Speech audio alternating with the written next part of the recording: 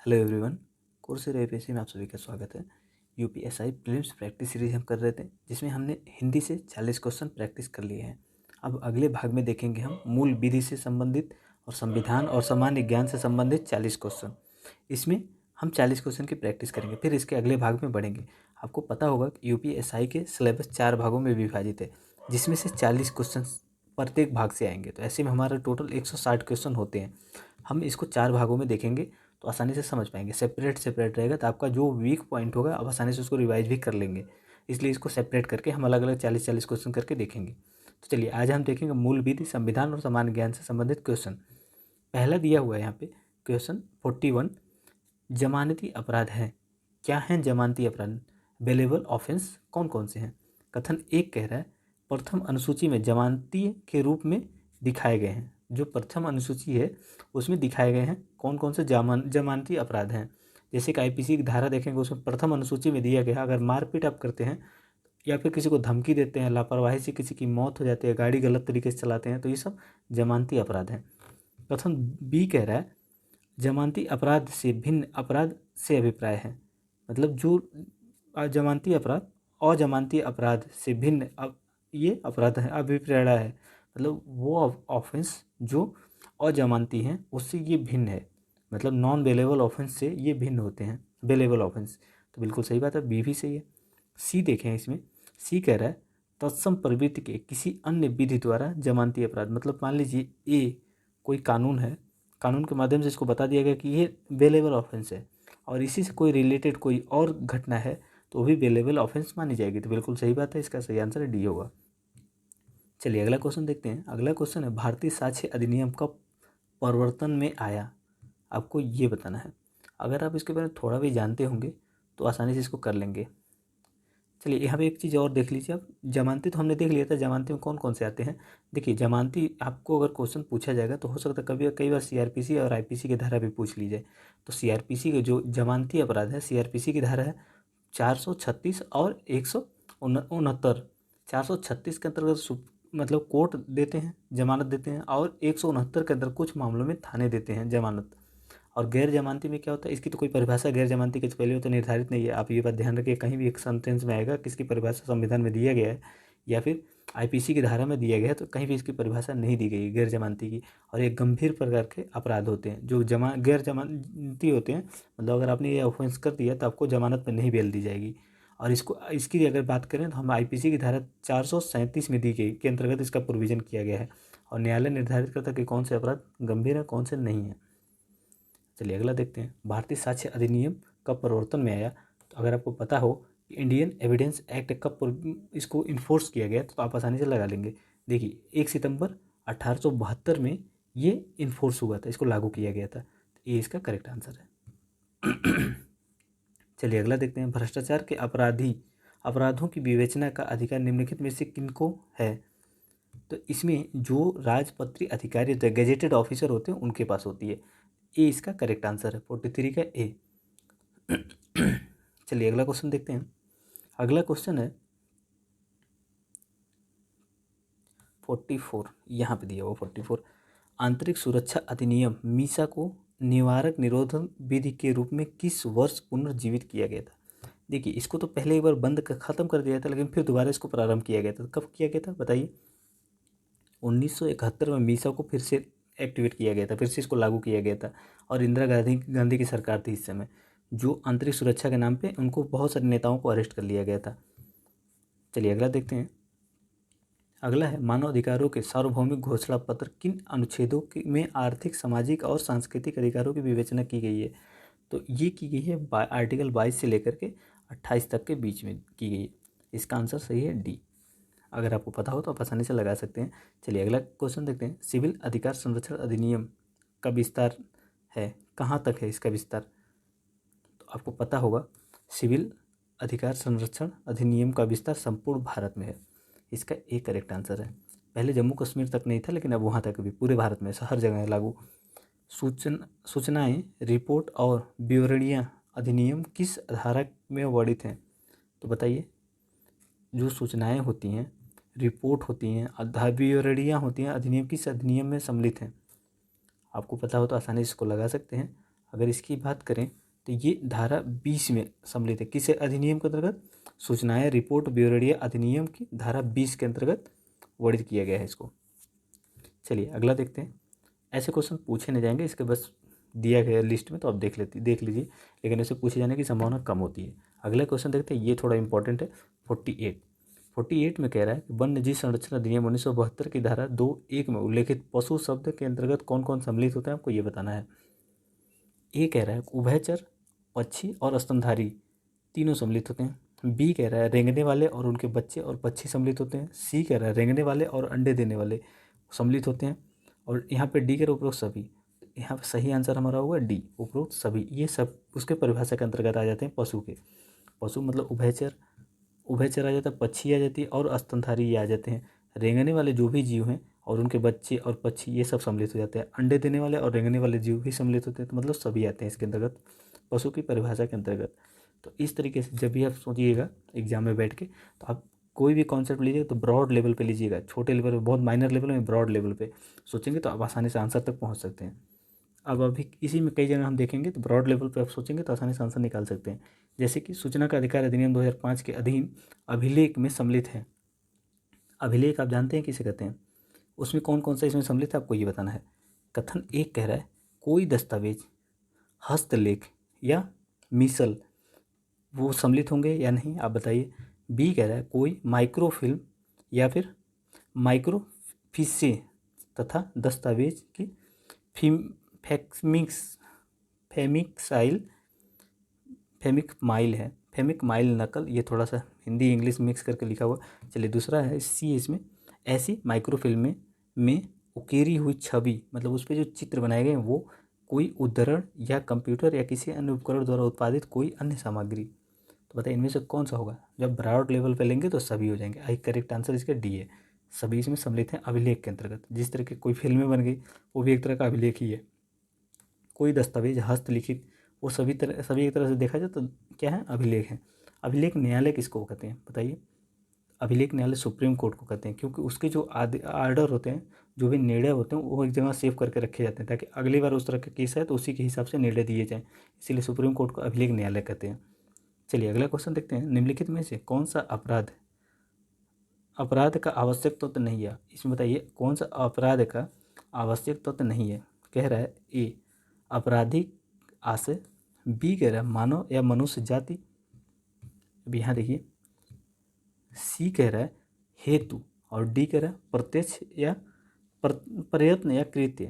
तो इसमें देखें हेतु जो शब्द है, इस कोई शब्द नहीं है जो ऑफेंस को रिप्रेजेंट करता हो, इसलिए हमारा आंसर सी हो गया। चलिए अगला देखते हैं।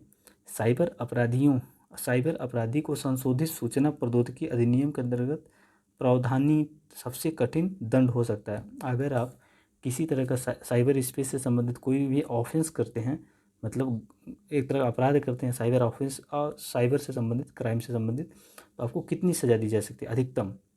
बताइए। यहाँ पे ए दिया मृत्युदंड, क्या मृत्युदंड दी जा सकती है? बी कह रहा है आजीवन कारावास, सी कह रहा है न्यूनतम 10 वर्ष, और डी कह रहा है न्यूनतम 3 वर्ष। देखिए यहाँ पे पहली बात तो आपको जो यहाँ देखना होगा कि अधिकतम कितनी की सज़ा दी जा सकती है। कठिन दंड क्या हो सकता है? आजीवन कारावास। मृत्युदंड इसमें नहीं दी जा सकती। अगर इस तरह का साइबर क्राइम करते हैं आप तो मृत्युदंड नहीं दी जाएगी, लाइफ टाइम के लिए आपको जेल में डाल दिया जाएगा। तो इसका सही आंसर होगा बी। आपको ये 10 साल या 3 साल के लिए तो न्यूनतम है, लेकिन अधिकतम आपको उम्र कैद हो जाएगी, यही होता है, मृत्युदंड नहीं दी जाती है। चलिए अगला क्वेश्चन देखते हैं। आपके सामने एक दुर्घटना घटित हो जाती है, आप क्या करेंगे? ये मेंटल एबिलिटी के क्वेश्चन भी मिलेंगे आपको इसी तरीके से, तो यहाँ पे भी दिया हुआ है, तो आप इसको सॉल्व कीजिए। आपके सामने एक दुर्घटना घटित हो जाती है तो आप क्या करेंगे? ए कह रहा है घायल व्यक्ति को अस्पताल ले जाएंगे एवं चौकी पर रिपोर्ट करेंगे। आप देखिए जो भी इस तरह के क्वेश्चन सॉल्व कीजिएगा, आप अपने आप को एक पुलिस वाला समझ करके सॉल्व कीजिएगा, आप आसानी से सॉल्व कर लेंगे। बी कह रहा है व्यक्ति को अस्पताल ले जाएंगे, सी कह रहा है केवल कानूनी कार्रवाई करेंगे, और डी कह रहा है व्यक्ति को धमकाएंगे, जो एक्सीडेंट किया है उसको धमकाएंगे। तो बताइए आप क्या करेंगे? सभी लोग यहाँ पे ए लगाएंगे, क्योंकि घायल व्यक्ति को सबसे पहले अस्पताल ले जाया जाता है, उसके बाद चौकी पर रिपोर्ट की जाती है। आप लोगों ने सुना होगा गोल्डन आवर्स किस कहते हैं बताइए? जो व्यक्ति जब एक्सीडेंट होता है उसके बीच के 2 घंटे जो होते हैं वो गोल्डन आवर्स के नाम से जाने जाते हैं। उस कंडीशन में व्यक्ति के बचने की ज़्यादा संभावना होती है, इसलिए इसका सही आंसर होगा ए। चलिए अगला देखते हैं। किस वाद में उच्चतम न्यायालय ने निर्णय किया कि कोई मृत्यु कालिक कथन मजिस्ट्रेट के समक्ष होना आवश्यक नहीं है? बताइए। राजस्थान बनाम चंपालाल केस में ये सुप्रीम कोर्ट ने निर्णय दिया था। ये कोई खास इंपॉर्टेंट नहीं है, रैंडम डाल दिए गए नंबर बढ़ाने के लिए क्वेश्चन के, तो ऐसे, लेकिन वो इंपॉर्टेंट क्वेश्चन नहीं है। चलिए अगला देखते हैं। किसी जिले में सांप्रदायिकता को रोके जाने के उपाय क्या हैं? ये इंपॉर्टेंट क्वेश्चन है। बताइए, सांप्रदायिकता को रोके जाने के लिए कौन कौन से इसमें उपाय हैं? धारा 144 आप याद रखिएगा। धारा 144 लगा देने के बाद क्या होता है, दो या दो से अधिक व्यक्ति एक साथ इकट्ठा नहीं हो सकते हैं। तो वो भी इसमें अगर प्रोविजन होता तो आप लगा सकते थे। ए कह रहा है केबल नेटवर्क जो होते हैं उनके माध्यम से सांप्रदायिकता को रोकने का प्रयास करेंगे। बी कह रहा है धार्मिक नेताओं से सहायता लेंगे, जो धार्मिक नेता हैं उनको बुला करके उनसे सहायता लेंगे ताकि आपसी में सहिष्णुता बढ़े सहिष्णुता बना रहे। सी कह रहा है समाचार पत्र के माध्यम से। डी कह उपरोक्त सभी। तो बताइए, अगर सांप्रदायिक दंगे हो रहे हैं तो उस कंडीशन में आप किस तरह से वो रेगुलेट करेंगे? यहाँ पे अगर हम देखें तो हमारा आंसर होगा डी। सांप्रदायिक दंगे को रोकने के लिए हम क्या करेंगे, केबल नेटवर्क की सहायता लेंगे ताकि लोगों के बीच सद्भावना बढ़ाया जा सके केबल नेटवर्क के माध्यम से। जैसे कि सर्फ एक्सेल का ऐड आप देखते होंगे, काफ़ी इमोटिव होता है, तो उस तरीके से हम केबल नेटवर्क का भी उपयोग कर सकते हैं। धार्मिक नेताओं का सहयोग ले सकते हैं।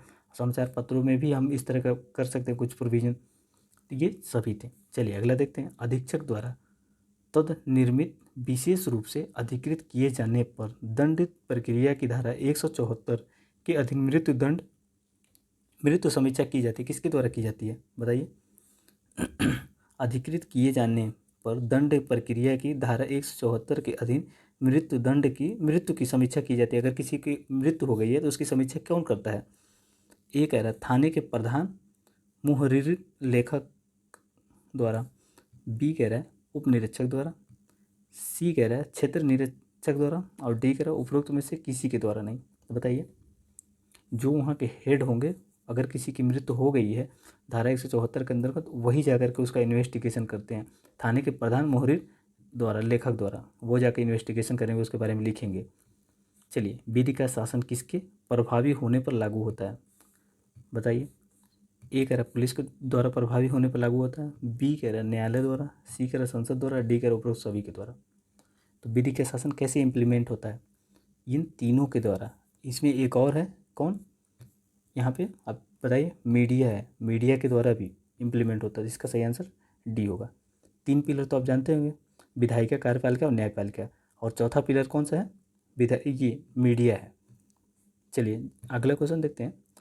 पुलिस निरीक्षक को मानसिक रूप से दृढ़ होना चाहिए, इसका तात्पर्य है जो पुलिस निरीक्षक होता है, इन्वेस्टिगेटर होता है, उसको मानसिक रूप से दृढ़ होना चाहिए, मतलब किसी तरफ झुके नहीं होना चाहिए। चलिए यहाँ पे न्यूट्रल होना चाहिए, कहने का मतलब ये है। ये कह रहा है उसे घर पर अपना काम स्वतः करना चाहिए। क्या ऐसा करना चाहिए? बी देखते हैं। बी कह रहा है उसे समाज में खतरनाक होना चाहिए। होना चाहिए। सी कह रहा है उसे विधि के अनुसार कर्तव्य पालन में दृढ़ होना चाहिए। और डी कह रहा है उपरोक्त सभी। बताइए इनमें से कौन सा कंसर्न सही है? उसे विधि के अनुसार कर्तव्य पालन में दृढ़ होना चाहिए, ना किसी बाबू साहब की तरफ झुकना चाहिए, ना ही किसी गरीब की तरफ झुकना चाहिए। निष्पक्ष होकर के कार्यवाही करना चाहिए, ये करेक्ट आंसर है। न्यूट्रल होना चाहिए, किसी की तरफ भी नहीं झुकना चाहिए। चलिए अगला है। भारत के राज्य क्षेत्र या उसके किसी भाग के निवासी नागरिकों के किसी अनुभाग की जिसकी अपनी विशेष भाषा, लिपि या संस्कृति है, उसे बनाए रखने का अधिकार में वर्णित है। किसके अंतर्गत वर्णित है? ये इंपॉर्टेंट क्वेश्चन है, ऐसे पूछे जा सकते हैं। तो बताइए किसके अंतर्गत वर्णित किया गया है? उम्मीद है सभी लोगों ने आंसर लगा लिया होगा। इसमें जिन लोगों ने लगाया है ए, तो बिल्कुल सही बात है। देखिए अनुच्छेद 29 में क्या प्रोविजन किया गया? 29 अल्पसंख्यक वर्गों के हितों का संरक्षण संबंधित, इस तरह से उसका टैगलाइन है। आर्टिकल 29 जब देखेंगे तो इसके 2 सब पार्ट हैं 29 के। 29(1) में प्रोविजन किया गया है सभी नागरिकों को भाषा, लिपि, संस्कृति को बनाए रखने का अधिकार होगा। 29(a) में, इस वाले में प्रोविजन में यही बात यहाँ पे कह रहा है, विशेष भाषा, लिपि और संस्कृति उसे बनाए रखने का अधिकार होगा। 29(1) में है। अब 29(2) में देखें तो क्या है? 29(2) में कहता है कि राज्य सहायता प्राप्त संस्था। अब ये जो अल्पसंख्यक संस्थाएं हैं राज्य से फंड लेती हैं, तो इनके लिए क्या प्रोविजन होगा? तो ये क्या करेंगे? आर्टिकल 15 को इम्प्लीमेंट करेंगे। आर्टिकल 15 क्या कहता है? जाति, धर्म, नस्ल के आधार पर किसी के साथ भेदभाव नहीं किया जाएगा। तो इनकी जो संस्थाएं होंगी अल्पसंख्यक वर्ग के और राज्य से सहायता ले रही हैं, तो ये किसी भी व्यक्ति को अपने संस्थाओं में प्रवेश देने से इनकार नहीं कर सकती हैं। अगर फंड ले रही हैं तो, अगर फंड नहीं ले रही हैं सरकार से तो ये रोक सकती हैं, मतलब केवल अपने वर्ग को ही परमिशन दे सकती हैं एडमिशन के लिए। ये बात आप समझिएगा। चलिए अगर इसमें अगर देखें 29(2) तो आपने समझ ही लिया। 29, अब 30 की बात कर लेते हैं। 30 का टाइटल क्या है पहले ये बताइए। 30 का टाइटल है ये शिक्षण संस्थाओं की स्थापना एवं प्रशासन से संबंधित प्रोविजन है। जो कि अल्पसंख्यक हैं इनके शिक्षण संस्थाओं और उसकी स्थापना और उसमें प्रशासन संबंधित प्रोविजन किसमें, आर्टिकल 30 में। आर्टिकल 30 का भी 3 भाग हैं, एक को बाद में स्थापित किया जाता है, लेकिन हम पहले एक देख लेते हैं। आर्टिकल 30(1), आर्टिकल 30(1) ये कहता है कि अल्पसंख्यक को धर्म एवं भाषा पर आधारित संस्था स्थापित करने का अधिकार है। जो अल्पसंख्यक हैं उनको भाषा और धर्म के आधार पर शिक्षण संस्थान स्थापित करने की उनको अनुमति है। जैसे कि हमारे वहाँ कितने अल्पसंख्यक हैं बताइए, अब नीचे जरूर बताइएगा कितने अल्पसंख्यक हैं। वो सारे लोग, इसमें मुस्लिम भी हैं, सबसे बड़ा अल्पसंख्यक मुस्लिम ही है। तो वो लोग अपने शिक्षण संस्था धर्म के आधार पर स्थापित कर सकते हैं और उसमें एडमिशन अपने अकॉर्डिंग दे सकते हैं। फिर क्या हुआ, आर्टिकल 1 को फिर से स्थापित कर दिया कब, 44वां संविधान संशोधन 1978 में स्थापित किया गया। और इसमें ये बताया गया कि जो ये अल्पसंख्यक हैं इनके शिक्षण संस्थाओं या अन्य ज़मीनों को अगर गवर्नमेंट अधिग्रहित करती है तो मार्केट रेट पे उचित मुआवजा प्रदान करेगी। ये बात प्रोविज़न ऐड कर दिया गया संविधान में ताकि इनका शोषण ना हो पाए। अब इसमें देखें आर्टिकल 30 का जो 2 सब पार्ट है सेकंड, उसमें क्या प्रोविज़न है। इसके अगर देखें 30(2) में राज्य सहायता प्रदान करते समय भेदभाव नहीं करेगी। मान लीजिए हमारे वहाँ 5 अल्पसंख्यक सब कम्युनिटी है, पाँचों में से किसी एक को विशेष फंड नहीं देगी, सभी में सिमिलरिटी स्थापित करेगी, संतुलन बना कर रखेगी, किसी एक साथ भेदभाव नहीं करेगी। ये प्रोविज़न किया गया 30(2) में। चलिए अगला देखते हैं। यदि किसी स्त्री की शारीरिक परीक्षा की जानी है तब यह वह होगा, कौन करेगा। अगर किसी स्त्री का अब जांच किया जाएगा, मान लिया मेट्रो स्टेशन में प्रवेश करते हैं तो अब देखेंगे महिलाओं के लिए अलग होता है, पुरुषों के लिए अलग लेन होता है। उसमें पुरुष जाके कराएंगे, महिलाएं महिलाओं का। तो यहाँ पे आप आसानी से लगा सकते हैं, स्त्री द्वारा कराई जाएगी। अगर किसी महिला का शारीरिक परीक्षण करवाना है तो किसी महिला कांस्टेबल के द्वारा ही करवाया जाएगा, पुरुष के द्वारा नहीं की जा सकती है। संविधान निर्मात्री परिषद की झंडा समिति के अध्यक्ष कौन थे। आपको इसमें बताना झंडा समिति के अध्यक्ष कौन थे। ए कह रहा है सी राजगोपालचारी, बी कह रहा है डॉक्टर राजेंद्र प्रसाद, सी कह रहा है JB कृपलानी, डी कह रहा है डॉक्टर BR अम्बेडकर। तो सभी लोगों को पता होगा डॉक्टर BR अम्बेडकर से संबंधित नहीं थे। अब इसमें बताइए कौन थे। उम्मीद है सभी लोगों ने इसमें आंसर लगा लिया होगा। अगर इसमें जिन लोगों ने लगाया है बी डॉक्टर राजेंद्र प्रसाद तो बिल्कुल सही बात है, डॉक्टर राजेंद्र प्रसाद झंडा समिति के अध्यक्ष थे। अब यहाँ पे अन्य चीज़ें देख लें तो संघ शक्ति समिति के अध्यक्ष कौन थे या फिर संघीय संविधान समिति के अध्यक्ष कौन थे। इन दोनों कंडीशन में संघ शक्ति समिति, संघीय संविधान समिति, दोनों में जवाहरलाल नेहरू हो जाएंगे। प्रांतीय संविधान समिति के अध्यक्ष कौन थे, सरदार पटेल थे। फिर प्रारूप समिति की बात कर लें तो कौन थे, BR अम्बेडकर थे। फिर मूल अधिकार, अल्पसंख्यक अधिकार या फिर परामर्श समिति के अध्यक्ष कौन थे, सरदार पटेल थे। मूल अधिकार उप समिति के कौन अध्यक्ष थे, JB कृपलानी थे। मूल अधिकार उप समिति के अध्यक्ष कौन थे, JB कृपलानी। अल्पसंख्यक उप अधिकार समिति के कौन थे, HC मुखर्जी थे। प्रक्रिया समिति या संचालन समिति के तो ये तो डॉक्टर राजेंद्र प्रसाद ही थे। बस इतनी सी बात है, याद रखिएगा ये चीज़ें। चलिए अब यहाँ पे देखते हैं कॉन्टीजेंसी फंड ऑफ इंडिया को राष्ट्रपति कैसे व्यय कर सकता है। अब यहाँ बताना आकस्मिक निधि का राष्ट्रपति कैसे उपयोग कर सकता है। ए कह रहा है संकट के समय, बी कह रहा है संसदीय स्वीकृति के बाद, सी कह रहा है संसदीय स्वीकृति से पूर्व और डी कह रहा है व्यय नहीं कर सकता। अगर आप इसमें लगा रहे हैं संकट के समय तो बिल्कुल गलत बात है, संकट के समय में नहीं करते हैं। अब बी अगर लगा रहे हैं संसदीय स्वीकृति के बाद तो भी गलत है, क्योंकि ये कंटीजेंसी फंड की ऑफ इंडिया की बात कर रहा है, न कि भारत की संचित निधि के बारे में बात नहीं कर रहा है। यहाँ पे आकस्मिक निधि के बारे में बात कर रहा है, तो इसलिए दूसरा भी गलत है, सी इसका सही है। संसदीय स्वीकृति से पूर्व खर्चा कर लिया जाता है इसमें से आकस्मिक निधि से, फिर बाद में इसमें डाल दिया जाता है पैसे जब स्वीकृति मिल जाती तो इसका सही आंसर हो गया सी। अब हम थोड़ा सा बात कर लेते हैं इसमें कौन से अनुच्छेद में कॉन्टीजेंसी फंड ऑफ इंडिया का प्रोविज़न किया गया। तो देखिए 267 का आर्टिकल 267 की बात करें तो 267 में कौन सा आकस्मिक निधि का प्रोविज़न है। किसका, आकस्मिक निधि का प्रोविज़न। अब भारत का लोक लेखा अकाउंट का, पब्लिक अकाउंट कमेटी का मतलब इंडियन भारत का लोक लेखा समिति, लोक लेखा के बारे में किसमें प्रोविज़न किया गया तो 266 में किया गया भारत का लोक लेखा खाते का। और इसमें क्या होता है जो स्मॉल सेविंग होते हैं, आप लोगों ने सुना होगा NSC, NSC होता है, इसमें जो छोटे छोटे अकाउंट है, सुकन्या समृद्धि योजना के पैसे, ये सब किस में जाते हैं? भारत के लोक लेखा खाते में जाते हैं। और राष्ट्रपति के छोटे से परमिशन के बाद प्रधानमंत्री इसमें से खर्चे कर लेते हैं। जो दूसरे जो गवर्नमेंट आती है तो उसको भरना पड़ता है ये चीज़ें। इस समय बहुत ज़्यादा हो रही है ये चीज़ें, खर्चे इसमें से भारत के लोक लेखा खाते में से। लेकिन दूसरे गवर्नमेंट को एक तरह से देखा तो ये लाइबिलिटी होती है। लाइबिलिटी मतलब होता है उधारी है। अब चलिए इसमें देखते हैं भारत की संचित निधि का प्रोविज़न किस में है। भारत की संचित निधि का प्रोविज़न 266 में है, जिसमें भारत के लोक लेखा प्रोविज़न है उसी आर्टिकल सेम दो इसके भारत के संचित निधि का भी है।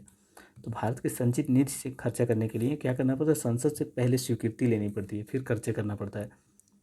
चलिए अगला क्वेश्चन देखते हैं। न्यायिक पुनर्वलोकन में न्यायालय को निम्नलिखित में से कौन से अधिकार है? जो न्यायिक पुनर्वलोकन में न्यायालय को कौन से अधिकार प्राप्त हैं? कथन ए करें, यदि कोई कानून या आदेश संविधान के विपरीत हो तो उसे असंवैधानिक घोषित कर सकता है। बी कह रहा है निचले न्यायालय के आदेशों को पुनर्वलोकन करना। सी कह रहा है निचले न्यायालयों के निर्णयों के विपरीत अपील सुनना। डी कह रहा है कानून का इस दृष्टिकोण से परीक्षण करना कि क्या उन्हें बनाए रखने में निर्धारित प्रक्रिया का अनुपालन हुआ है। बताइए, यहाँ पे जुडिशियल रिव्यू की बात की जा रही है। जुडिशियल रिव्यू की बात करें तो ये यहाँ पे ये किया जाता है कि आदेश जो भी है, कानून जो भी बनाए गए हैं, आदेश दिए गए हैं गवर्नमेंट के, वो क्या संविधान के अकॉर्डिंग है या नहीं। अगर असंवैधानिक है तो उसको क्या क्या कर दिया जाएगा? संविधान का अगर उल्लंघन करता है तो उसको असंवैधानिक घोषित कर दिया जाता। तो हमारा आंसर सही यहाँ पे ए हो गया। चलिए अगला देखते हैं। निम्नलिखित में से कौन पंचायतों की संरचना के बाबत उपबंध करने को अधिकृत है? मतलब यहाँ पे ये समझिए, हिंदी थोड़ा जटिल है।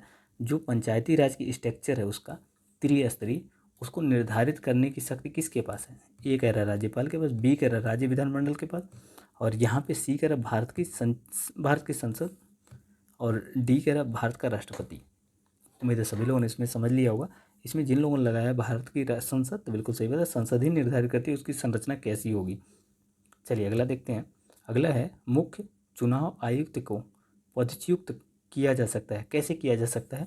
मुख्य निर्वाचन आयुक्त को ए कह रहा है सुप्रीम कोर्ट के मुख्य न्यायाधीश द्वारा, बी कह रहा है राष्ट्रपति के द्वारा, सी कह रहा है मंत्रिमंडल के प्रस्ताव से, और डी कह रहा है संसद के दोनों सदनों के 2/3 बहुमत से प्रमाणित कर कदाचार के आधार पर। तो डी इसका सही आंसर है। जिस तरीके से भारत के मुख्य न्यायाधीश को हटाया जाता है, सेम उसी तरीके से इनको भी हटाया जाता है। लेकिन याद रखिएगा यहाँ केवल ये प्रोविज़न मुख्य निर्वाचन आयुक्त के लिए लागू होता है। जो अन्य 2 आयुक्त होते हैं उनके लिए ये प्रोविज़न लागू नहीं होता है। ये राष्ट्रपति को सलाह देंगे, राष्ट्रपति इनको हटा देते हैं, बस अन्य 2 आयुक्त। लेकिन जब मुख्य निर्वाचन आयुक्त की बात होती है तो ये जैसे सुप्रीम कोर्ट के मुख्य न्यायाधीश को हटाया जाता है, सेम वही प्रक्रिया इनके लिए भी फॉलो होती है।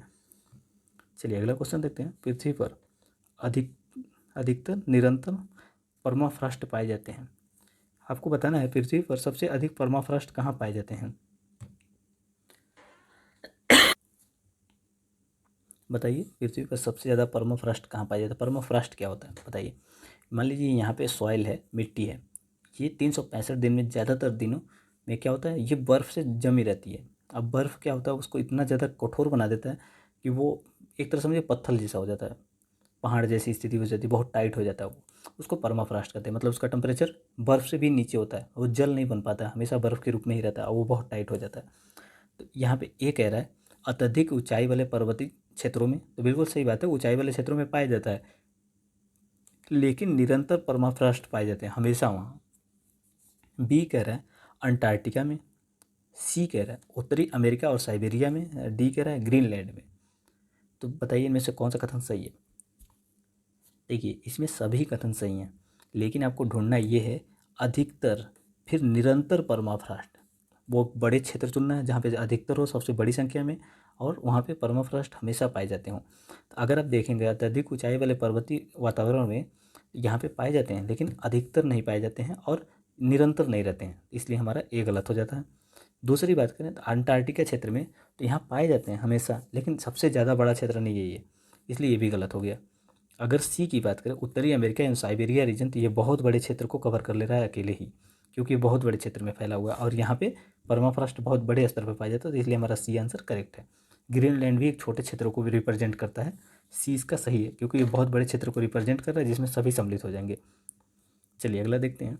दक्षिण पूर्व एशिया में ग्रीष्मकालीन मानसून के दौरान कौन सी घटना होती है, आपको ये बताना है नीचे से। ए कह रहा है मौसम प्रायः साफ और शुष्क रहता है, बताइए। बी कह रहा है हवाएं मध्य एशिया से दक्षिण की ओर प्रवाहित होती हैं। सी कह रहा है हवाएं हिंद महासागर से एशिया की ओर प्रवाहित होती हैं। डी कह रहा है हवाएं निम्न वायुदाब से उच्च वायुदाब की ओर प्रवाहित होती हैं। उम्मीद है सभी लोगों ने आंसर लगा लिया होगा। देखिए ऐसे क्वेश्चन को थोड़ा सा लॉजिक लगाएंगे तो आपको समझ में आएगा। मानसून कैसे आता है, मानसून में बारिश होती है, ये चीज़ आप समझते होंगे। अगर शुष्क हवाएं चलेंगी तो क्या बारिश होंगी, बिल्कुल नहीं होंगी, तो इसलिए हमारा पहला गलत हो गया। दूसरा चीज़ देखते हैं यहाँ पे, हवाएं मध्य एशिया से दक्षिण की ओर प्रवाहित होती हैं। तो ये बताइए आप लोगों ने मैप देखा हो कुछ इस तरीके से है, मध्य एशिया का रीजन, यहाँ पे इंडिया बना लीजिए, कुछ इस तरीके से है, इस तरीके से मध्य एशिया, इसी को कहते हैं ना। मध्य एशिया से हवाएं चलेंगी दक्षिण पूर्व एशिया की तरफ से, ये स्थलीय हवाएं हो गई ना। स्थलीय हवाएं हमेशा शुष्क होती हैं, जब शुष्क होंगी तो बारिश करेंगी, बिल्कुल नहीं करेंगी, इसलिए हमारा बी भी गलत हो गया। अब अगर हम देखें सी क्यों गलत हो रहा है, हवाएं हिंद महासागर से एशिया की ओर प्रवाहित होंगी, इसको होल्ड करते हैं। अब डी देख लेते हैं, हवाएं निम्न वायुदाब से उच्च वायुदाब की ओर प्रवाहित होंगी। बताइए हवाएं किधर से किधर प्रवाहित होती हैं। आप थोड़ा सा भी अगर पढ़े होंगे जियोग्राफी तो आपको पता होगा, हमेशा लो प्रेशर से हाई प्रेशर से लो प्रेशर की ओर हवाएं चलती हैं। क्यों, क्योंकि यहाँ पे हीट इतना ज़्यादा होता है तो हवाएं क्या करती हैं, ऊपर उठती हैं, ठंडी और हल्की होकर के ऊपर उठती हैं, ऊपर उठते धीरे धीरे संघनित होती है, फिर इधर आकर बारिश करती हैं। यहीं पे बारिश करती है, इसी रीजन में हल्की होकर फिर इधर आ जाती हैं, और फिर यहाँ नीचे उतरती हैं, फिर इधर से इधर ले आती हैं। इस तरीके से हवाएं चलती हैं हाई प्रेशर से लो प्रेशर की ओर, जबकि डी सेंटेंस क्या कह रहा है, डी उल्टा बता रहा है, इसलिए हमारा सी आंसर निकल गया, करेक्ट है। चलिए भारतीय प्रेस की स्वतंत्रता का प्रणेता किसे कहा जाता है, आपको ये बताना है। भारत में प्रेस की स्वतंत्रता का प्रणेता किसे माना जाता है। ए कह रहा है अगस्टस हिक्की, बी कह रहा है चार्ल्स मेटकाफ, और सी कह रहा है मैकग्रेथ, और डी कह रहा है डिजारेली। तो कौन किसको भारत में प्रेस की स्वतंत्रता का प्रणेता माना जाता है, बताइए। उम्मीद है सभी लोगों ने आंसर लगा लिया हुआ है। चार्ल्स मेटकाफ जो है उनको भारत में प्रेस की स्वतंत्रता का प्रणेता माना जाता है। देखिए लॉर्ड ब्लेजली जो था पत्र छेपड़ अधिनियम लाया था 1999 में।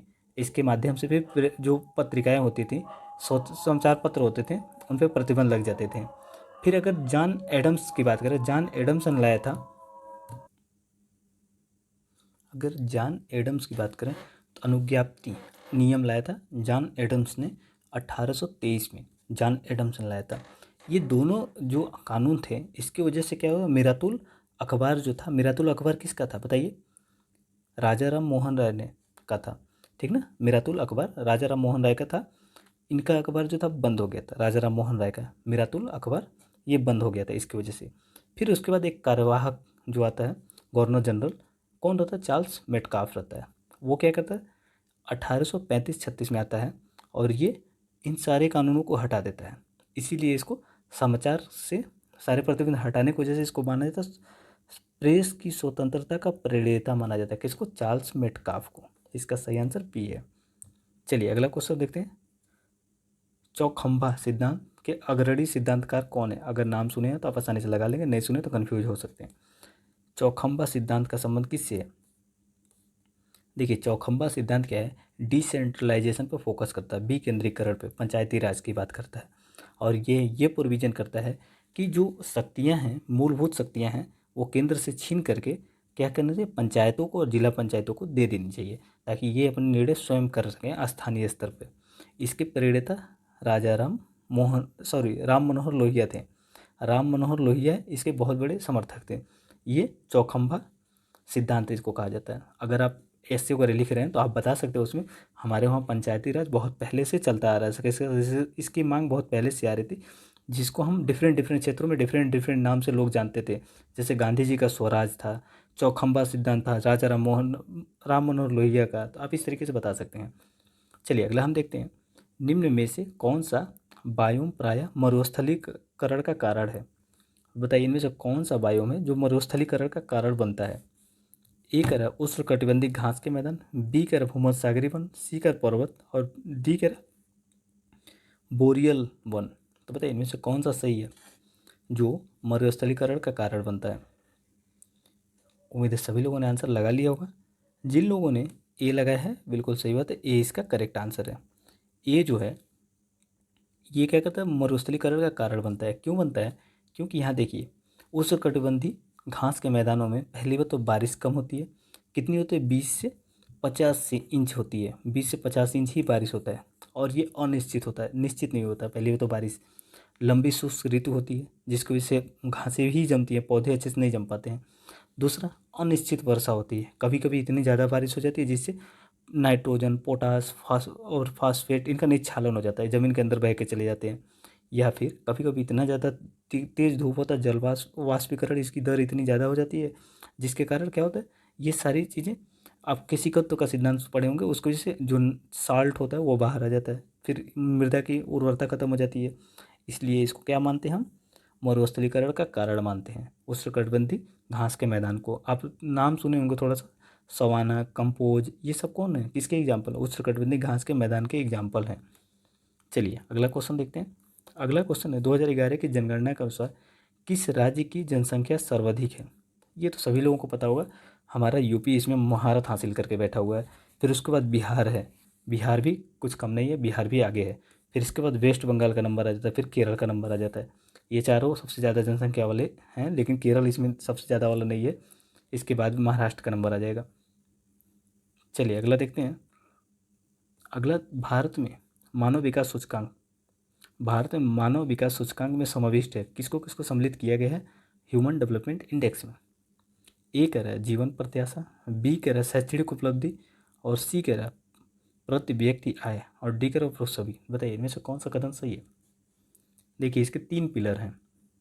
पहला पिलर क्या है? जीवन प्रत्याशा एवं परिलक्षित दीर्घजीवी और स्वस्थ जीवन, ये पहला पिलर है। दूसरा पिलर है विद्यालय शिक्षा के मध्य वर्ष एवं साक्षरता दर, और तीसरा पिलर है जो मासिक प्रति व्यक्ति आय। तो इसमें सभी हैं, डी इसका सही आंसर है। चलिए एक चीज़ और यहाँ पे समझिए, HDI मतलब ह्यूमन डेवलपमेंट इंडेक्स कौन निकालता है बताइए? HDI ह्यूमन डेवलपमेंट इंडेक्स निकालता है UNDP, जो कि UN का एक बहुत महत्वपूर्ण अंग है। और भारत का 2020 में कितना रैंक है? 131। अब ये बात याद रखिएगा। चलिए अगला देखते हैं।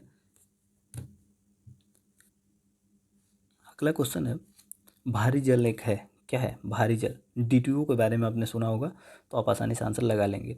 ए कह रहा शीतलक है, बी कह रहा मंदक है, सी कह रहा एक प्रकार की औषधि है, और डी कह रहा ईंधन है।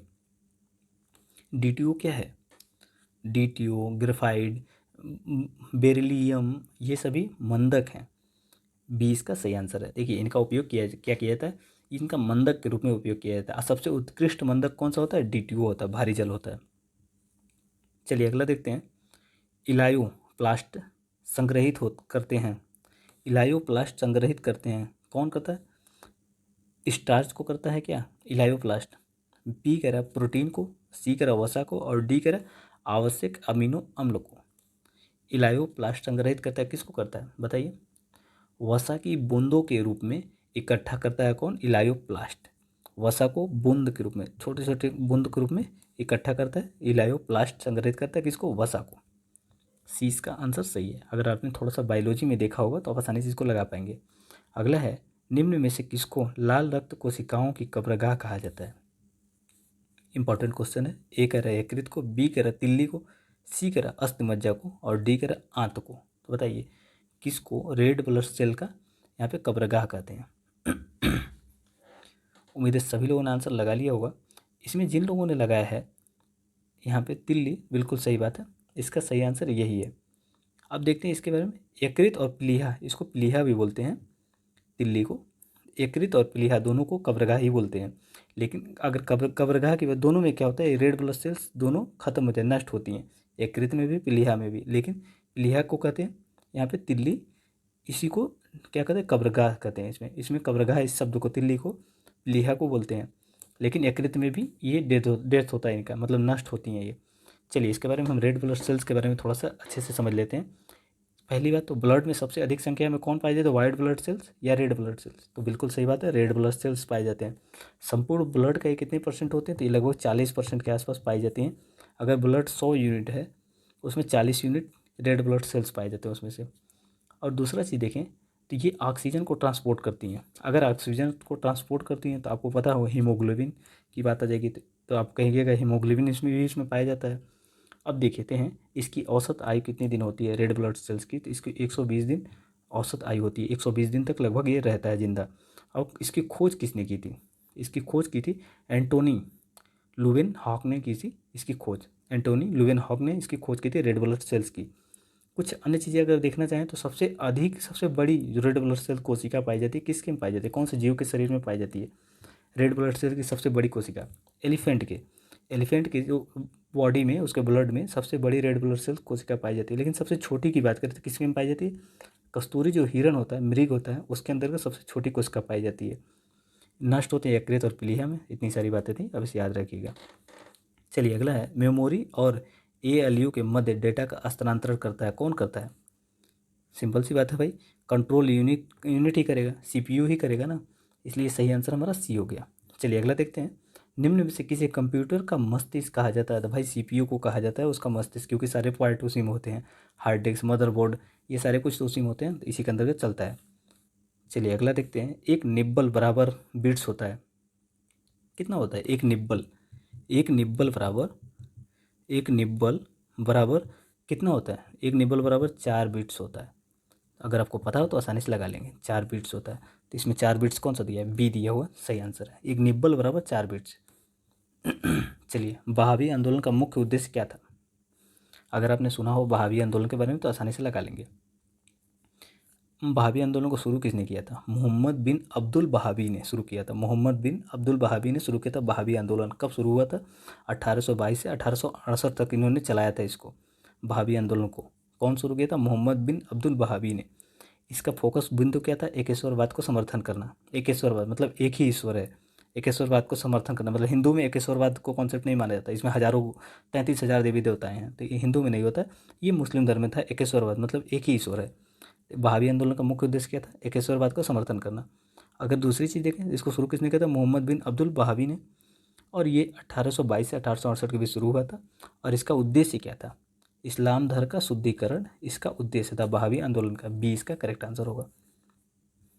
चलिए अगला क्वेश्चन देखते हैं, भारतीय इतिहास में 6 अप्रैल 1930 ईस्वी की तिथि जानी जाती है, किसके लिए जानी जाती है? अगर आपको थोड़ा सा भी समझ में आ रहा होगा तो यहाँ पे बात किया जा रहा है किसके लिए? दांडी मार्च यात्रा की बात।